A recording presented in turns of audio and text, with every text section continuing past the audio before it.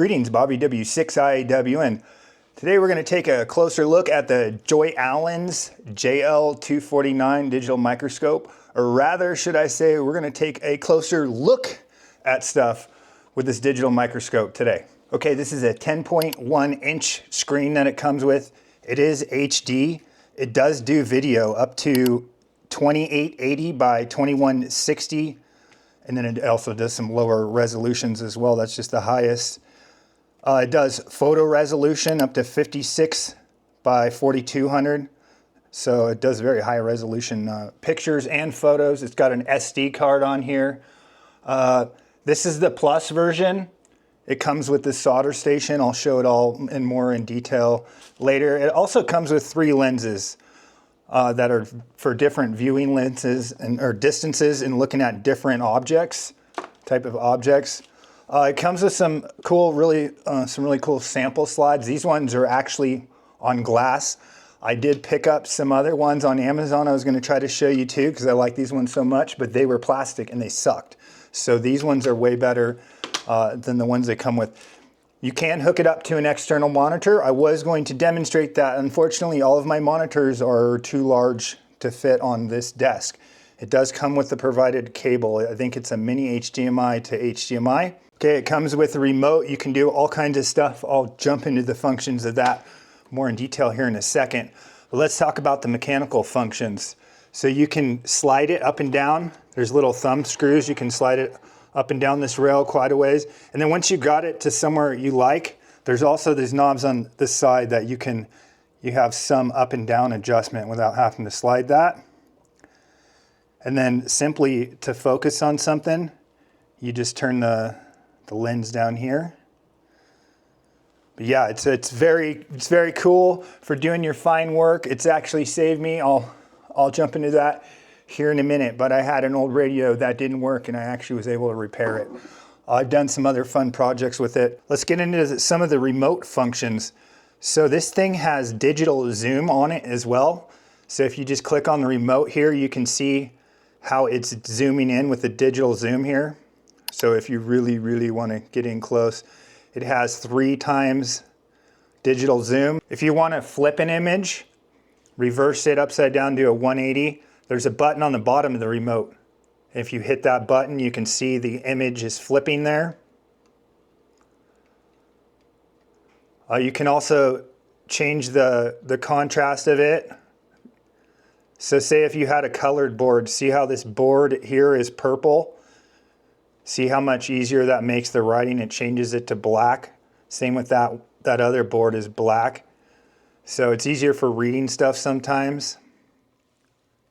You can go black and white mode. You can adjust your contrast here, your brightness. You can also freeze an image as well.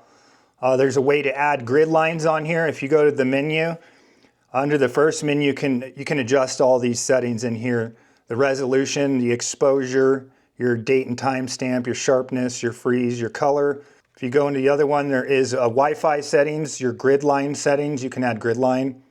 Date and time, language, frequency if you want it in 50 or 60 hertz. You can format the SD card. It does come with an SD card. We'll talk about that in detail later. Let's show the grid lines real quick.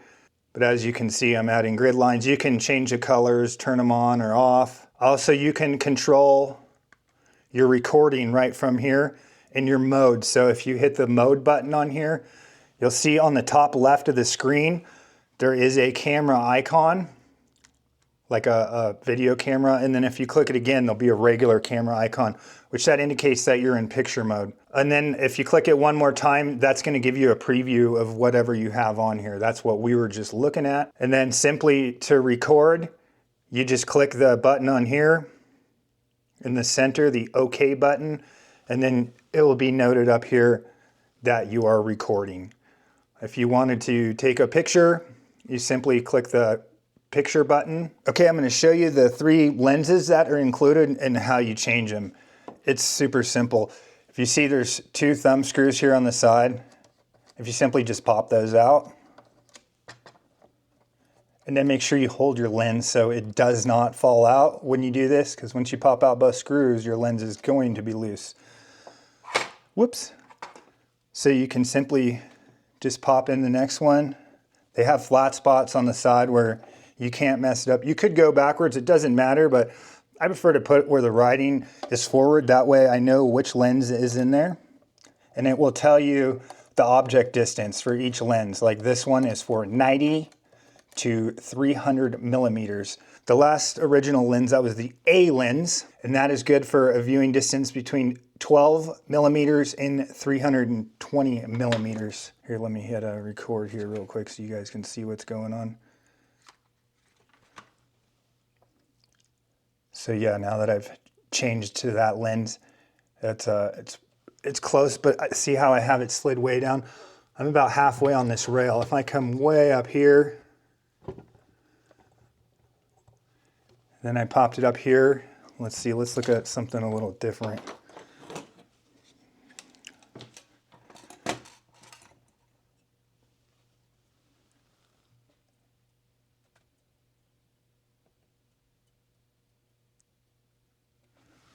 Okay. So this is the view with this lens all the way up. They say it's the working lens.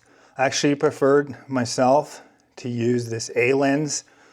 That actually gives me more of a view. I'm sorry, I'm saying this gives you more of a view. That one's closer. So this will give you a wider view area, the A lens. So yeah, any of your fine work, you can just come in here and look at.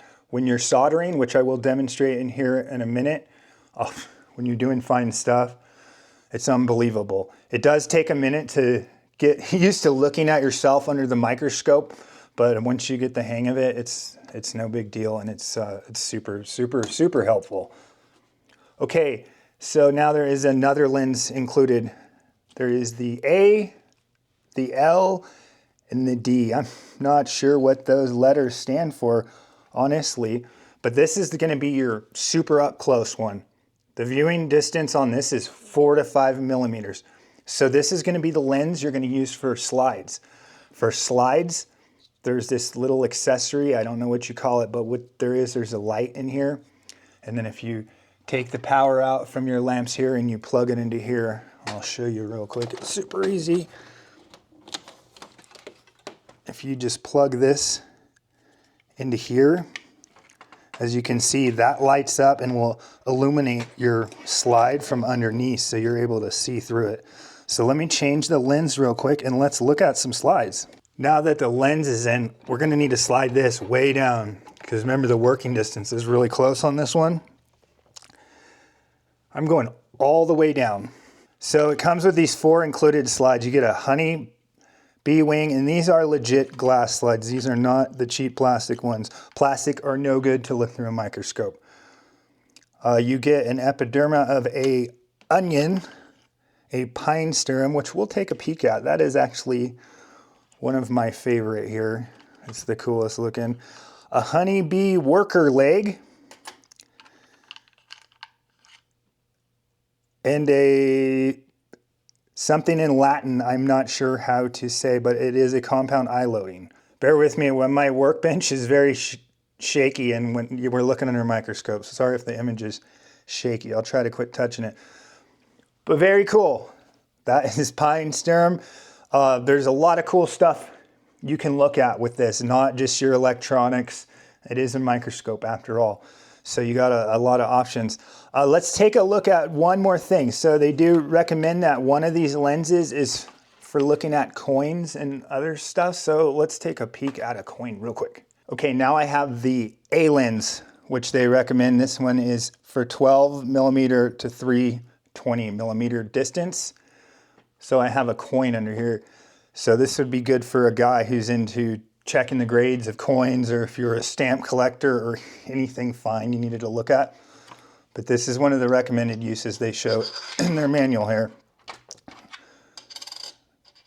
But as you can see, you can get a real close look up at here. And you can see I don't have a high grade coin I've been holding on here. I didn't realize actually all the corrosion that was on it until I looked at it. I did notice this darker black spots, but I didn't see that patina going on up there. but that's okay. I'm gonna hold on to this, and maybe in 100 years it will be worth something. So very cool. We've checked out all the lenses and the features, the mechanical features, the remote.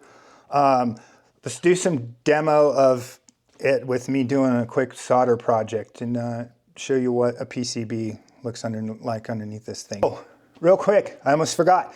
So this thing does come with software, and I gotta be 100% honest with you guys. It's on a Google Drive, which I found very sketchy. So I did Google the exe, and there is some past files coming from that Google Drive that says it's malware. I did download the file. I did not install it. I downloaded it in a sandbox, and I did test it. It says it's safe now. I don't know if those are false reports from the past or not. However, knowing that, I will not install the software for this on my computer. You can use this with your computer and do measurements and a lot of other cool stuff, but just for the fact that they have it on that Google Drive, when I emailed and asked about it, I said, why is it on a Google Drive? Well, what's going on with this software? Can you tell me anything about it? They said, turn off all of your privacy settings and make sure you install it. It won't let you install it. Google Drive says not to do that. I could be paranoid here, but I'd rather be safe and not tell you guys. So I'm just sketchy on the software. It does have Wi-Fi as well, where you can hook it to your computer. Just after checking out the software, I am too sketch on even hooking this thing to my Wi-Fi. Regardless, I wouldn't have used the software or the Wi-Fi, maybe the Wi-Fi to demonstrate for you guys wirelessly, but I'm just gonna pass on both of those. All right, with that being said, let's jump to the PC board. All right, as you can see here, like I was saying, see how there's all of the little compartments? So now I have my project that I'm about to do, and I have all of the different pieces in different spots. So that way they're not in a pile, and I'm not going to be knocking them off when I do it. So then when I go on here and I'm like, oh, okay, I need a 10K. All right. Okay, I don't have those in the drawer right now because there's a bunch and I'm about to use them and put them on, but I would flip open the knob here and be like, boom, there's my 10K resistor, and then put it on. I do find that very useful.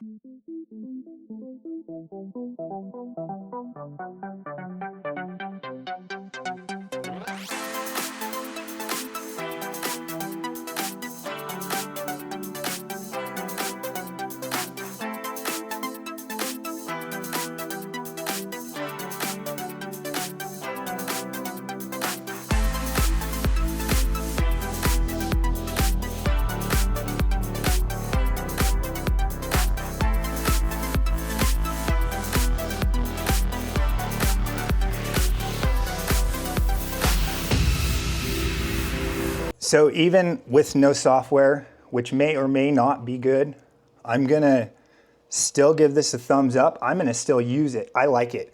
This thing is 199 bucks. It comes with the soldering station and all of that stuff. I didn't realize these were so cheap, or I would have picked one up sooner. It's been very beneficial for me. I am gonna continue to use it. I do like it. If you are also interested in this, I will post links below in the video description. Thanks for watching, and I hope to catch you on the next one.